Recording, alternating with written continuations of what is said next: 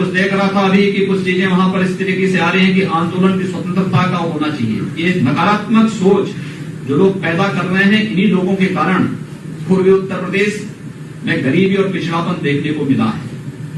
जिन लोगों यानी नौजवानों को और उनकी ऊर्जा को सकारात्मक दिशा में लगाने की बजाय नकारात्मक और नेगेटिव जो एक दिशा देने का लोग प्रयास कर रहे हैं, उससे बचना पड़ेगा।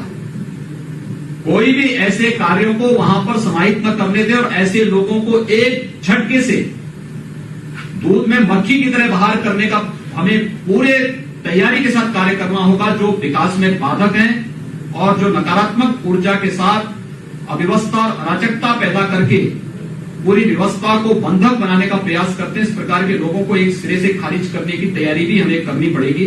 जब हम लोग इस दिशा में प्रयास करेंगे, बहुत अच्छे प्रयास होने, अच्छे उसके परिणाम भी आएंगे। हमारे संस्थान, चाहे वह विश्वविद्यालय हो, महाविद्यालय हो, तकनीकी संस्थान हो, ये केवल डिग्री देने तक अपने आप को सीमित न रखें। हमें नए चुनौतियों के अनुरूप अपने आप को ढालने की आदत डालने के लिए तैयार होना पड़ेगा।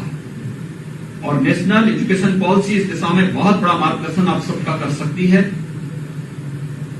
जो भी आपने मंथन से जो चीजें सामने आई, हम मंत्रिमंडलीय एक उप समिति भी इसके लिए बनाएंगे कि वे इस पर कार्य करें।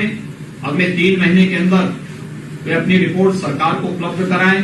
फिर वहां पर कैसे हम विभागीय कन्वर्जेंस के माध्यम से, देखिए मैंने ये अनुमति इस संगोष्ठी की तब दी जब मैं वहां पे कुछ प्रयोगों को स्वयं करने में सफल हुआ हूं, और वे प्रयोग मैंने आपके सामने कुछ बताए हैं। कुछ समय आने के बाद बताऊंगा भी कि कौन कौन से हमारे आगे कार्यक्रम चल रहे हैं। इसलिए मेरा यह मानना है कि एक सकारात्मक दिशा में इस वक्त बिना किसी भेदभाव के पूर्वी उत्तर प्रदेश के आर्थिक विकास के साथ साथ सामाजिक उन्नयन की दिशा में एक बेहतरीन प्रयास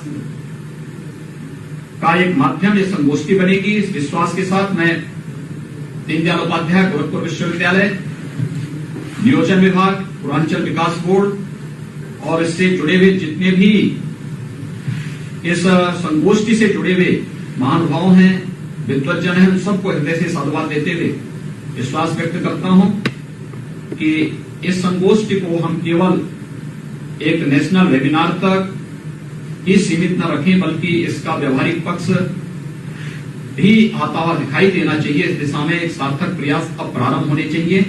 मैं एक बार फिर से आप सबके प्रति हृदय से बधाई देता हूं, आपको अपनी शुभकामनाएं देता हूं। धन्यवाद। जय हिंद।